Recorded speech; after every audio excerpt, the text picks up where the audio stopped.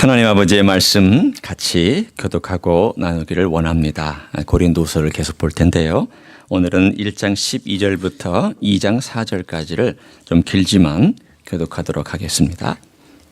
고린도서 1장 12절부터 2장 4절입니다. 고린도 후서 1장 12절부터 2장 4절 교독합니다. 우리가 세상에서 특별히 너희에 대하여 하나님의 거룩함과 진실함으로 행하되 육체의 지혜로 하지 아니하고 하나님의 은혜로 행함은 우리 양심이 증언하는 바니 이것이 우리의 자랑이라. 오직 너희가 읽고 아는 것 외에 우리가 다른 것을 쓰지 아니하노니 너희가 완전히 알기를 내가 바라는 것은 너희가 우리를 부분적으로 알았으나 우리 주 예수의 날에는 너희가 우리의 자랑이 되고 우리가 너희의 자랑이 되는 그것이라.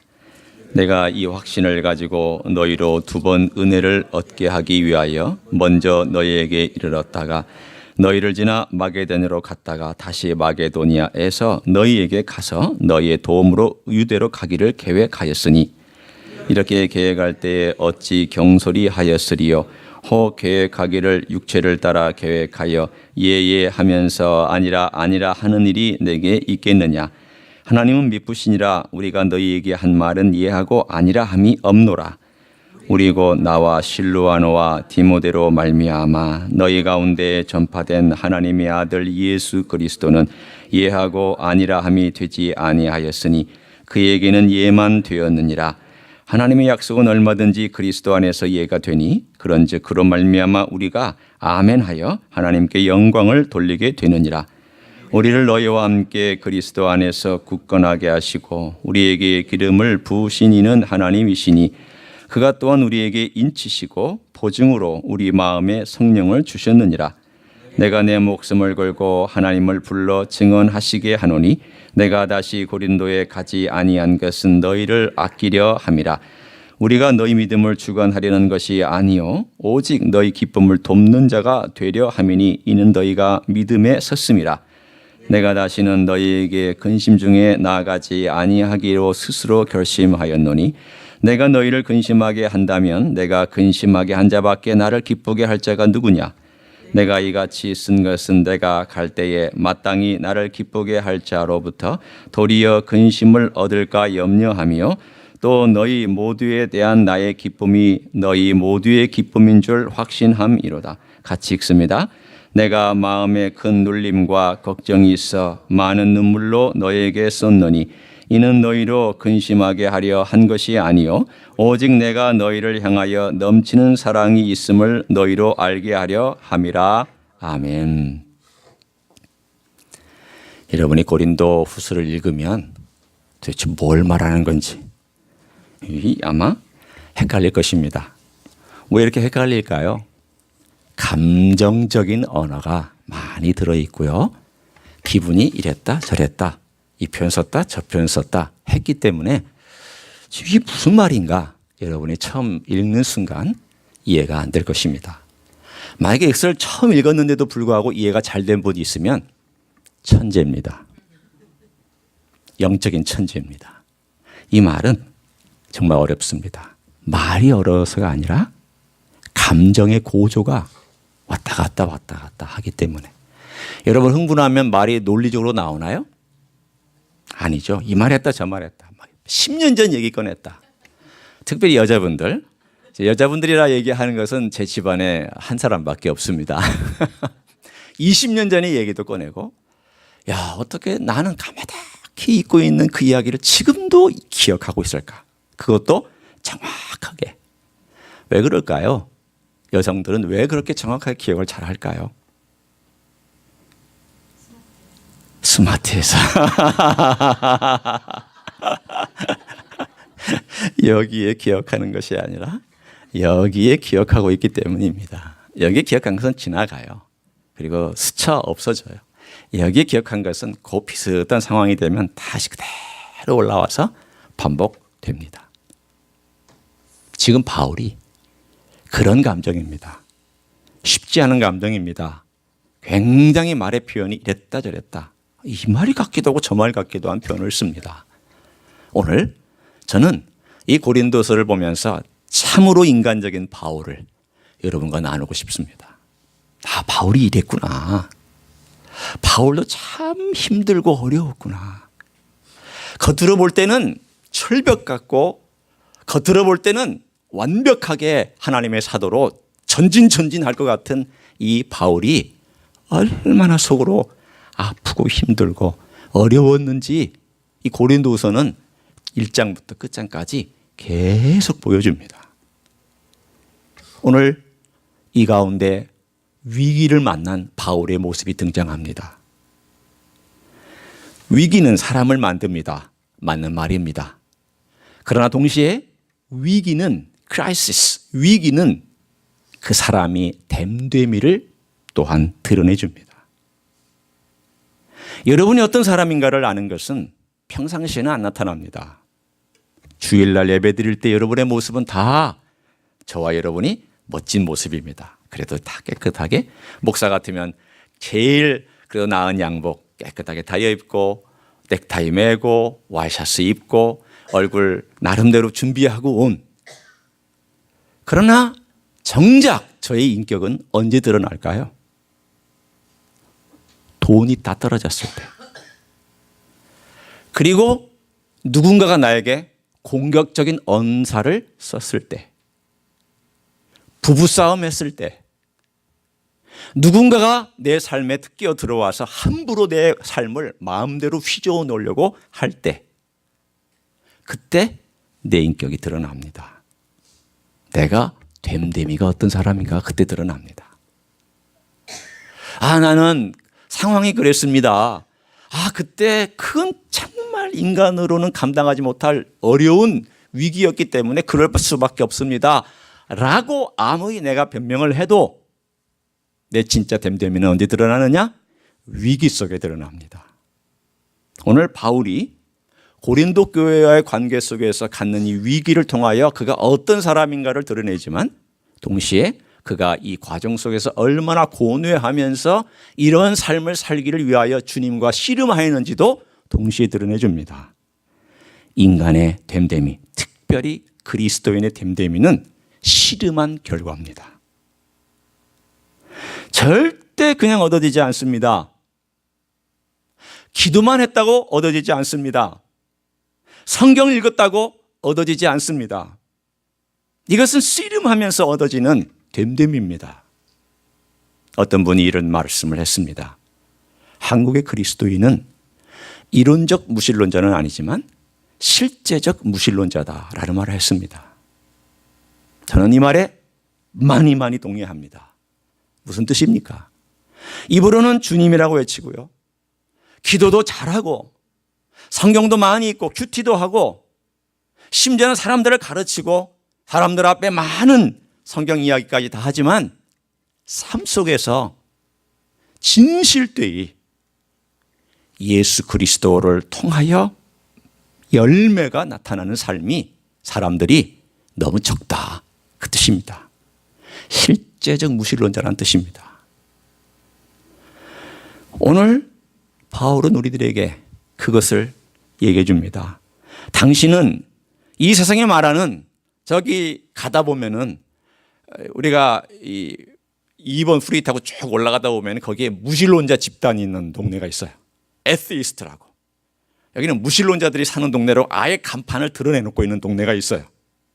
그런 이론적이고 우리는 아예 하나님이 없다고 믿는다라고 얘기하는 그런 사람들이 아니라 실질적인 삶 가운데서 믿지만 열매가 없는, 내가 하나님을 많이 안다고 얘기하지만 인격의 변화가 없는, 내가 하나님에 대해서 많은 설명을 할 수 있지만 진짜 내 뼈 마디 속에 예수 그리스도가 없는 실제적 무신론자이가 아닌가. 이 부분을 오늘 고린도후서 2장에서 1장과 2장에서 우리들에게 정확하게 진단해 줍니다. 오늘 이야기는 고린도후서 고린도 교회와 바울과의 관계에서 태어난 이야기입니다. 1년 반 동안 사역했습니다. 바울이 에베소 다음으로 두 번째로 길게 사역했던 장소입니다. 그리고 나서 그가 떠났을 때 문제가 생겨서 고린도 전서를 보냈습니다. 고린도전서에 보면은 교회가 가질 수 있는 모든 문제를 고린도 교회가 다 갖고 있었다는 것을 알 수 있습니다. 제가 왜 고린도전서를 하지 아니야 고린도후서를 먼저 하느냐. 고린도전서는 문제가 너무 많아서 주일 설교하기에는 그리 잘 어울리지 않는 것 같은 느낌이 들었고, 오히려 고린도후서는 인간적인 바울의 내면의 그 사랑과 감동과 감격과 슬픔과 고뇌가 드러나기 때문에 어쩌면 우리하고 좀 어울릴 수 있겠다 해서 제가 고린도서를 먼저 선택을 했습니다. 그러나 고린도전서를 보낼 때에 이 고린도 교회의 반응이 생각보다 예상 밖이었습니다. 교회를 세운 사람이고 사도인데도 불구하고 어떻게 했느냐? 칭견했습니다. 당신이 뭔데 우리에게 이래라 저래라 하느냐? 그래서 너무 마음이 아파서 그가 방문했습니다. 슬픈 마음과 근심을 가지고 방문했습니다. 오늘 여기에 나와 있는 이야기를 재구성한 것입니다. 방문을 했어요. 방문했는데 그 방문의 결과는 더 악화된 결과였습니다. 감정이 격화됐을 때에 사람을 만나서 문제를 해결했을 때 제대로 됐던 적이 있습니까? 여러분 어때요? 감정이 격화됐는데 그 격화된 감정이 가라앉지도 않은 상태 속에서 내가 문제 해결해버리고 말기라. 내가 그냥 단칼에 문제를 해결하리라. 그리고 가서 감정적인 그러한 말과 감정적인 상태 속에서 사람을 대면했을 때 그 문제가 해결되는 적이 있습니까? 없습니다. 바울이 그 경험을 한 것입니다. 아니 어떻게 지혜로운 바울이 그런 실수를 했을까요? 그의 마음이 답답하니까 문제를 단칼에 해결하기 위해서 갔는데 고린도 교회 사람들이 No thank you. 당신 우리 받아들이지 않겠다고. 그래서 슬픈 마음을 가지고 고린도 교회를 갔다가 다시 돌아왔습니다. 에베소로 돌아왔습니다. 돌아온 다음 두 번째 편지를 썼는데 그 두 번째 편지가 고린도 후서가 아니라 잃어버린 편지입니다. 슬픔의 편지입니다. 얼마나 감정적인지 고린도 후서는 감정적이지 않은 편지라고 말할 정도로 그냥 마음의 슬픔을 근심을 다 가진 편지를 썼는데 이 편지를 누가 가지고 가느냐? 디도라고 하는 사람이 가지고 왔습니다. 여러분 디도서가 바로 이 디도라는 사람에게 쓴 편지잖아요. 디도가 이 편지를 가지고 두 번째 이 편지를 가지고 갔는데 소식이 없는 거예요. 아니 돌아와야 이 편지를 받아들였는지 바울의 가르침을 받아들였는지 알 때 아무 소식이 없는 거예요. 그래서 마음이 너무 답답하고 기도해도 뭔가 힘들고 풀리지 않고 주님께서는 뭐라고 말씀도 안 해주시고 그래서 그가 에베소에서 두로아로 갔다가 두로아에서 이 고린도를 가지 아니하고 바로 마게도냐로 건너갔습니다. 원래는 뭐라고 약속을 했냐면 고린도 사람들에게 내가 마게도냐를 갈 때에 너희들을 거쳐서 마게도냐로 가겠다. 그런데 그가 이 약속을 안 지키고 바로 마게도냐로 갔습니다. 그리고 마게도냐를 가서 드디어 디도를 거기서 만났습니다. 디도를 만났더니 굿뉴스와 배드뉴스를 전해줬습니다. 굿뉴스는 뭐였느냐? 사도 바울께서 언급했던 문제들의 많은 부분들이 그 사람들이 받아들이고 회개를 했습니다. 참 좋은 소식입니다. 그런데 배드뉴스가 있었습니다. 이게 뭐냐면 아직도 사도의 직에 대하여서 도전하는 사람이 있습니다. 뭐라고 도전했는가? 바울은 왜 이랬다 저랬다 하느냐? 우리에게 와서 분명히 우리를 거쳐서 방문하고 마게도니아로 간다고 했는데 왜 자기 마음대로 또 계획을 변경해가지고 그냥 마게도니아로 갔느냐? 바울을 믿을 수 있느냐? 여러분, 한 사람을 편향적으로 내가 보기 시작하면 그 사람이 계속 그렇게 보입니다. 이 사람들이 바울에 반대하는 고린도 교회 바울을 반대하는 사람들이 왜 바울을 반대하고 있었겠습니까? 계획을 변경한 것 때문에 바울을 반대하는 것이 아니라 반대하고 있었기 때문에 계획을 변경한 것을 빌미로 더 반대하고 싶은 것입니다. 여러분이 그 이해하시겠죠? 여러분이 마음에 안 드는 사람이 있다 치면 그 사람이 하는 행동이 이쁠까요? 미울까요? 여러분 마음에 안 들어. 원래 마음에 안 든 사람이었어요. 그러면 그 사람이 하는 행동은 뭘 해도 마음에 들을까요? 안 들을까요? 사실은 잘 안 들어요. 우리 솔직해지자고요. 여러분 안 그런 척 하지 마세요 좀. 우리가 정말 마음에 안 드는 사람이 있어. 그 사람 보면 막 싫어. 그리고 뭔가 이렇게 마음에 안 들어. 그러면 그 사람이 뭘 해도 마음에 안 드는 것 같이 느껴질 때가 있어요.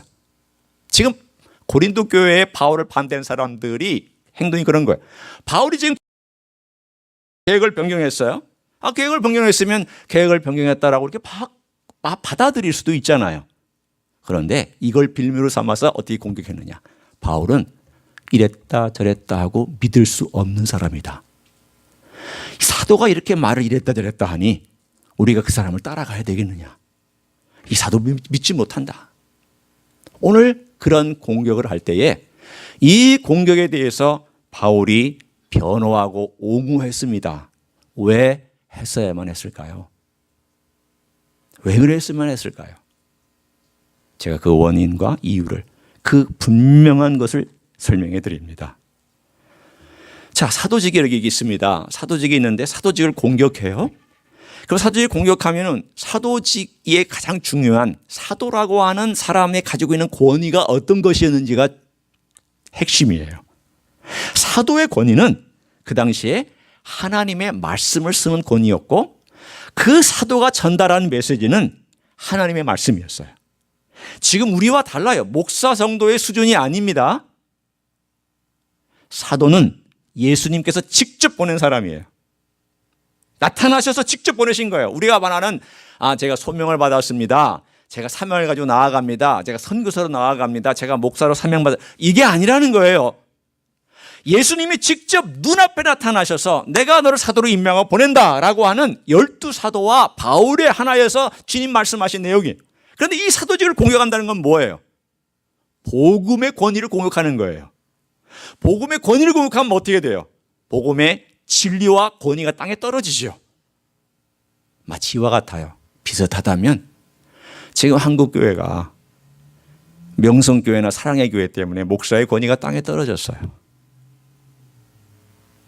목사 그러면 거짓말쟁이, 자기 원하는 대로 하는 것, 사람들, 자기 이익과 목적을 위해서 얼마든지 이랬다 저랬다 하는 사람들. 목사의 권위가 떨어지면 복음의 권위가 떨어지고 복음의 권위가 떨어지면 복음의 문이 막혀요. 지금 이 문제들 때문에 한국의 젊은이들의 복음화율이 3%에서 5%도 안 된다고 그래요. 특별히 대학생들의 경우는 더 심각해요. 지금 한국에서 제일 복음화율이 낮은 곳이 어딘 줄 아십니까? 제일 낮은 곳이요. 해인사에 있는 지방이에요. 해인사. 경남의 해인사에 있는 지방은 대한민국에서 복음화율이 제일 낮은 곳이에요. 그러니까 여러분이 그리스도인을 찾기 힘든 곳을 가보고 싶다. 그러면 어딜 가면 될까요? 해인사 근방에 가시면 돼요. 그러니까 해인사가 있는 그 지역, 경남의 그 지역을 가면 혹시 교회 다니세요? 그러면 아니요. 저 해인사 다니는데요. 이렇게 얘기할 거예요. 그만큼이나 지금의 젊은이들이 교회를 떠나고 복음을 떠났습니다. 누구 때문에? 목사들의 권위가 떨어지고 복음의 권위가 떨어졌고 교회의 권위가 떨어졌기 때문에 그렇게 됐어요. 똑같은 거예요. 지금 왜 바울이 그렇게 목숨을 걸고 이 사도직에 대하여 얘기하고 있느냐? 이해가 안 될 수도 있어요. 어떻게 보면. 아니 뭐 이렇게 인간적으로 자기가 사도라고 그리고 이것을 이렇게 옹호하고 변호해야 되느냐? 편지까지 써가면서 해야 되느냐? 바울은 자기의 권위에 대해서 이렇게 목숨 걸었느냐? 아니에요. 이기적인 목적도 아니고 자기의 권위적인 것들 위해서가 아니에요. 이거 왜 그러는가 하면 이 사도는 예수님의 권위, 복음의 권위, 그리고 하나님의 나라와 영광의 권위가 여기에 걸려 있었기 때문이에요. 그래서 그는 자기 자신에 대하여 옹호하지 아니하고 하나님이 보내신 그 일에 대하여 옹호하면서 이렇게 말씀하고 있습니다. 첫 번째 공격에 대해 이렇게 얘기합니다. 바울은 마음대로 하는 사람이다.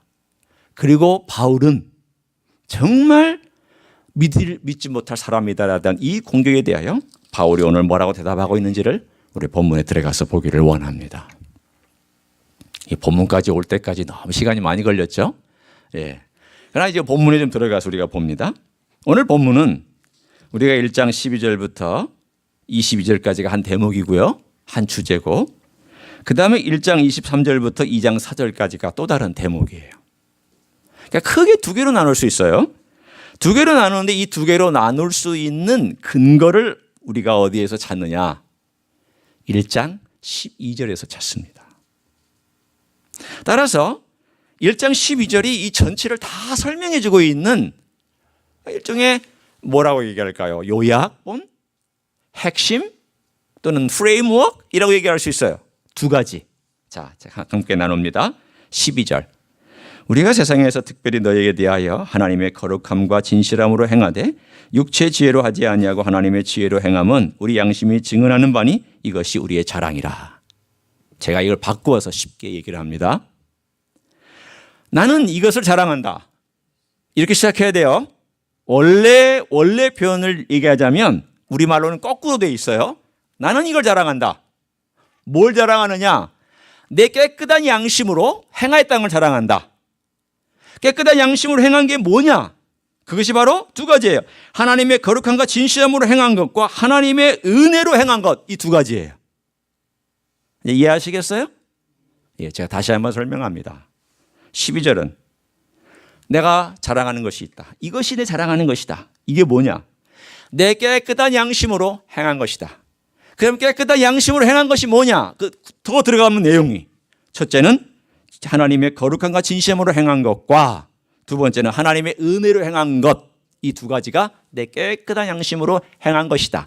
나는 이것을 자랑한다. 라는 뜻이에요.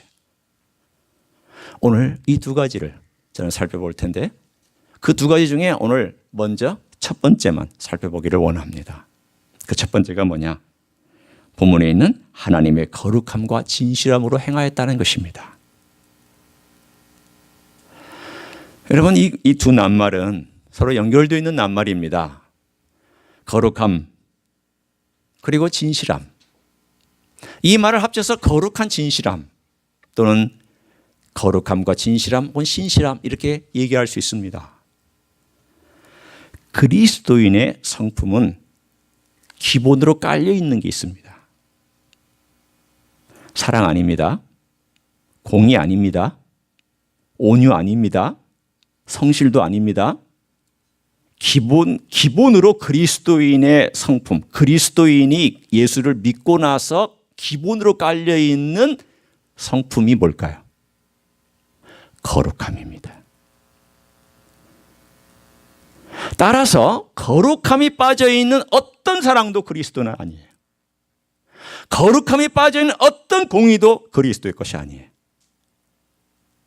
거룩함은 모든 것을 영어로 표현하면 overarching, 포괄하고 있어야 되고 이 안에 들어있는 것이고 동시에 기본으로 깔려있는 것이고 모든 내용들마다 속속들이 다 들어있는 공통 분모가 뭐냐? 거룩함이에요.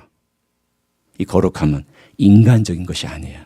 이 거룩함은 하나님의 것이고 하나님으로부터 오고 하나님으로부터 받아야 되고 하나님으로부터 배워야 되고 예수 그리스도로부터 얻어야 돼요. 내 것이 아니에요. 따라서 오늘 이 이야기는 뭐냐면 하나님의 거룩한 진실함이라는 뜻이라는 의미가 될 것이에요.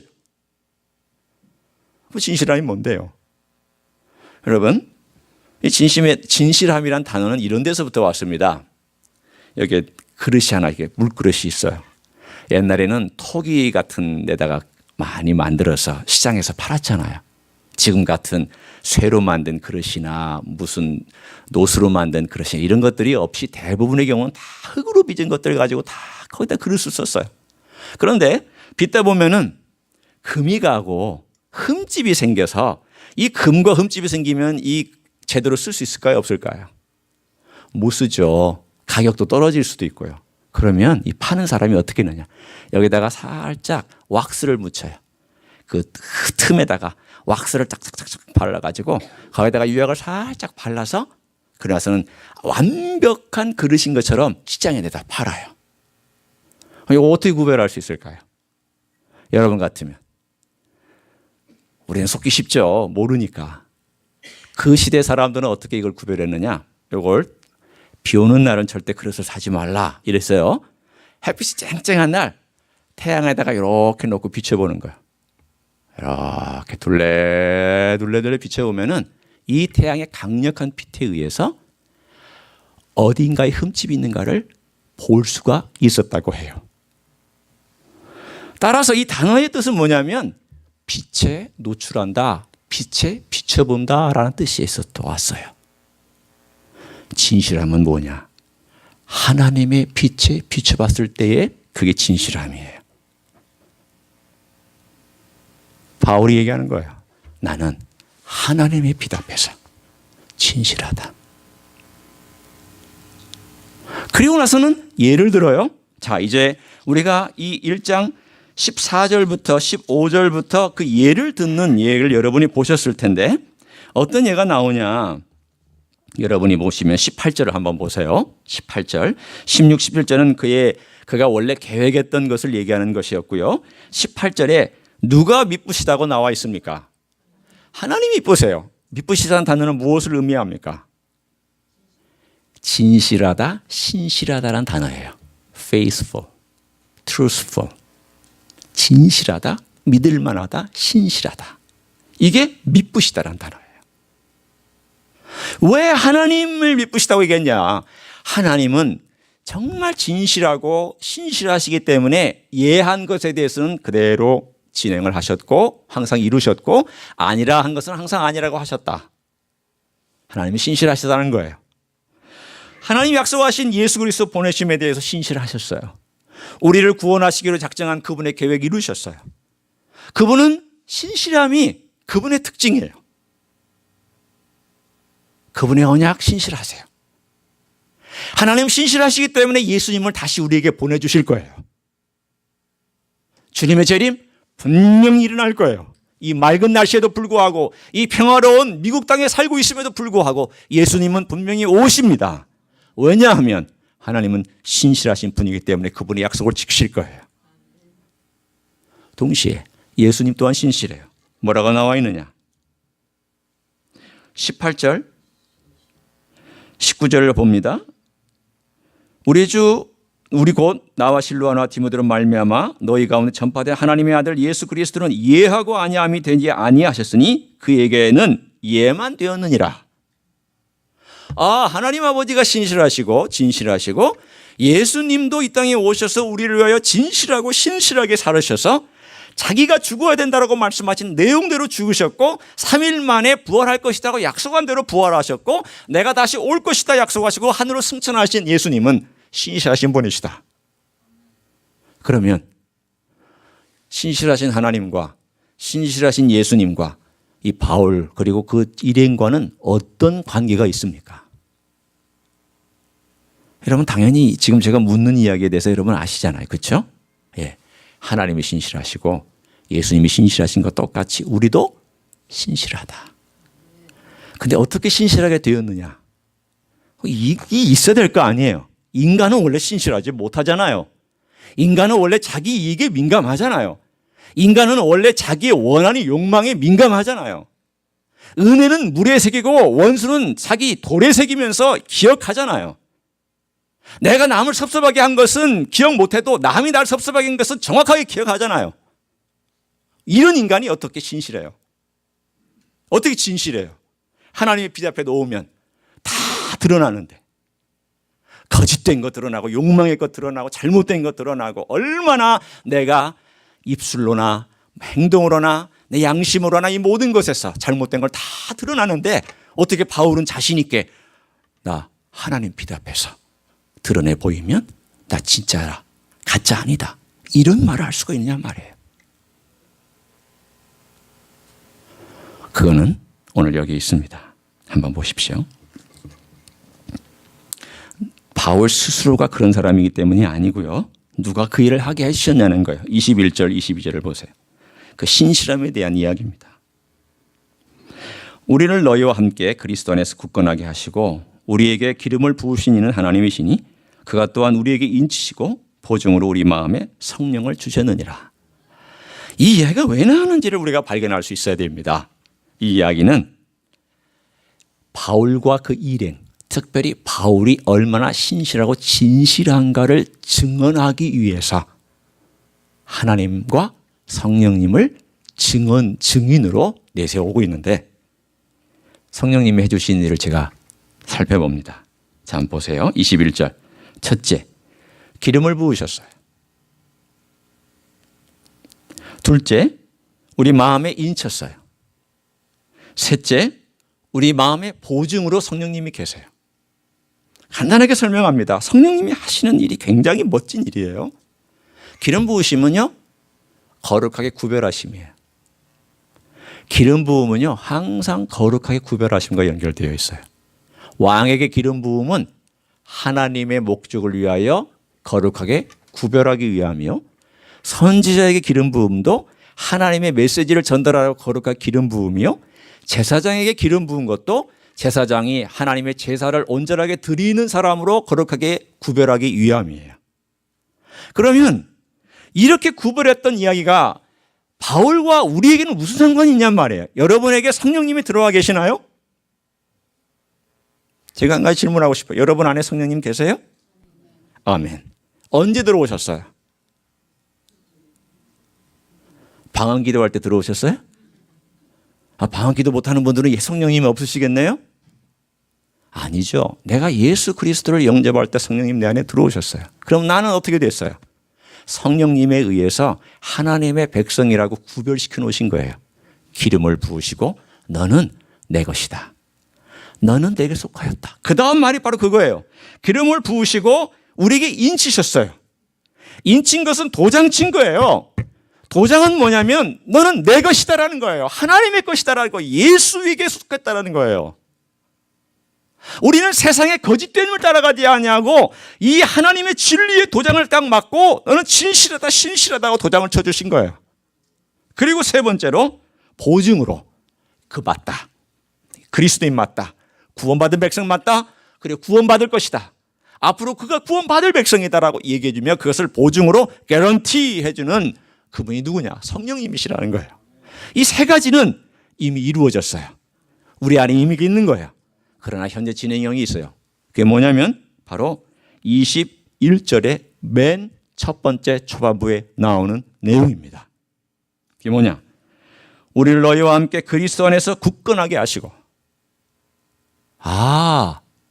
굳건하게 하신다는 단어가 바로 오늘 읽고 이 바울에게 해당되는 말이고 그들에게 해당되는 말이구나.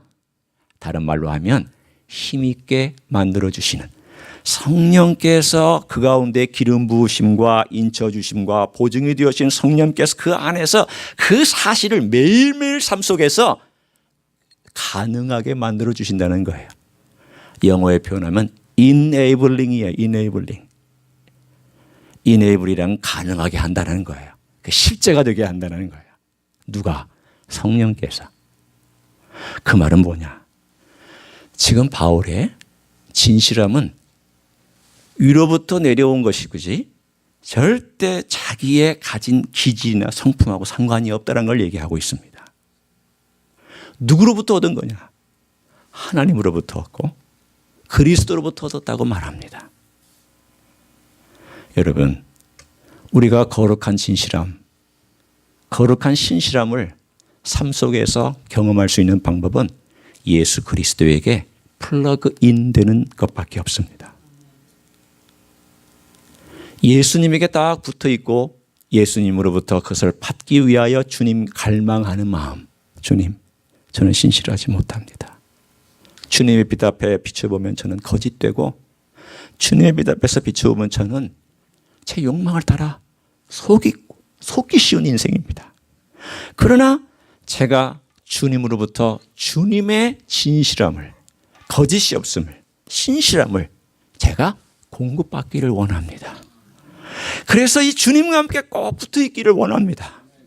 바울이 주님에게 딱 붙어 있으면서 주님의 나무에 붙어 있는 가지가 똑똑한 거하고 상관없어요. 지식이 많은 거하고 아무 상관없어요. 이 가지가 열매를 맺는 게 경험이 많은 거하고 아무 상관이 없어요. 학식과 학위하고 아무 상관이 없어요. 잘남과 아무 상관이 없어요. 이 가지가 열매를 맺으려면 어떻게 해야 되느냐? 붙어 있어야 돼요. 이 가지가 나무로부터 열매를 맺으려면 딱 붙어 있기만 하면 돼요. 여러분, 우리의 가진 것은 주님께 붙어 있을 때 그 다음에 열매가 맺혀지게 되어 있는데, 이 주님께 붙어 있기를 원하고 주님을 갈망하는 가운데 주님 앞에 늘 내 자신을 부탁하고 맡겨드리는 삶을 살아가는 내가 결정하지만, 그 다음 그것을 결정한 다음에 내 삶에 그것을 enabling 해서 나로 하여금 주님의 그 신실하심의 열매를 맺게 해주는 것은 이제 성령께서 해주시는 일이에요. 여러분은 성령님께 모든 걸 맡기면 안 돼요. 무슨 말이냐? 성령께서 알아서 해주실 거야. 이런 사람은 열매 못 맺습니다. 때가 되면 다 되겠지. 이런 사람도 열매 못 맺습니다. 결심하셔야 돼요. 내가 주님께 붙어 있어야 되겠구나. 내 영혼과 내 마음과 정신이 그리스도에게는 늘 붙어 있어야 되겠구나. 그리스도를 떠나서는 아무것도 못하는구나. 그래서 내가 갈망하고 가난하고 이걸 먹어야만 살겠다고 하는 가난한 마음, 돈이 없기 때문에 누군가의 도움이 필요하다고 하는 그 갈망과 열망과 그 정말 내 마음의 모든 것을 다 들여서라도 소유하고 싶은 그 마음을 가지고 주님을 딱 붙어 있으면 그 사람은 성령께서 계속해서 열매를 맺도록, 주님의 신실함, 주님의 거룩한 진실함이 열매를 맺도록 도와주실 줄로 믿습니다. 붙어 있어 계셔야 돼요. 두 번째는 붙어 계신 다음 이것이 나를 통하여서 연습되어야 됩니다. 바울은 지금 주님 하나님의 거룩한 진실함을 받아서 이것을 누구에게 갈등하고 힘들고 어려운 가운데 위기 가운데 훈련하고 있는가? 바로 고린도 교인들에게 훈련하고 있습니다. 당장 갈 수 있었습니다. 왜 못 갑니까? 에베소 고린도는 그냥 백길로 가면 갈 수 있습니다. 왜 안 갔습니까? 내가 마음대로 감정적으로 해서 일을 그르칠까 봐. 나는 오히려 이 계획을 변경해서 너희들을 보지 않는 것이 하나님의 뜻이다. 계획을 그대로 이루어가면서 고집부리고 하는 것보다 계획을 변경해서 하나님의 뜻에 순종하는 것이 옳습니다. 사람들은 욕할 수 있고 공격할 수 있지만 바울은 누구에게 신실했느냐? 하나님께 신실했고 하나님의 뜻에 신실했고 주님의 인도하심에 신실했고 성령님의 역사에 신실했습니다. 성령님이 막으시는데 고집부리며 가면 그게 신실함입니까? 내가 약속했으니까 죽어도 한다.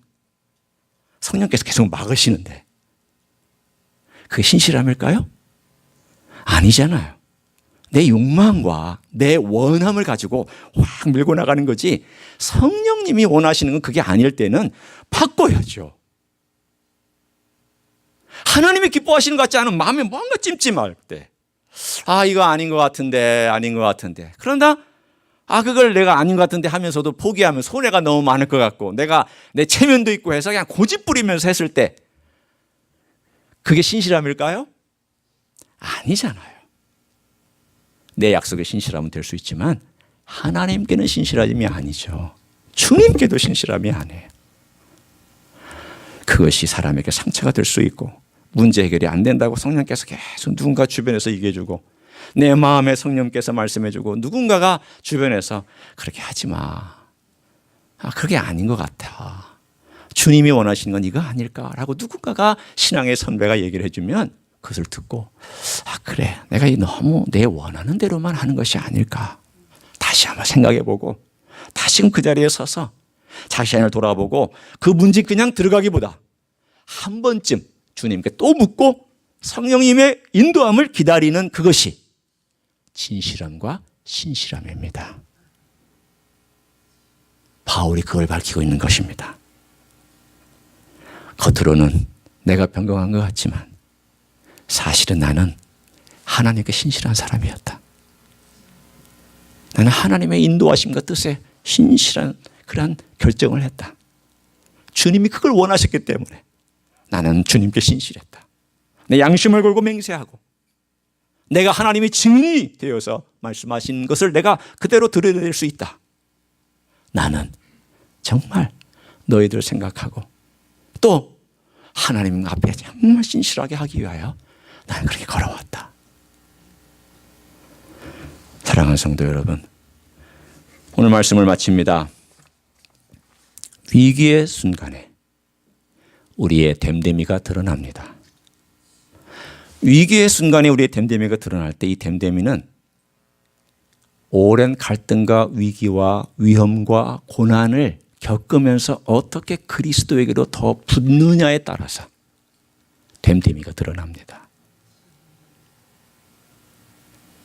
내 힘으로 위기를 넘어가려고 했던 사람들의 많은 사람들은 실제적 무신론자가 될 것입니다.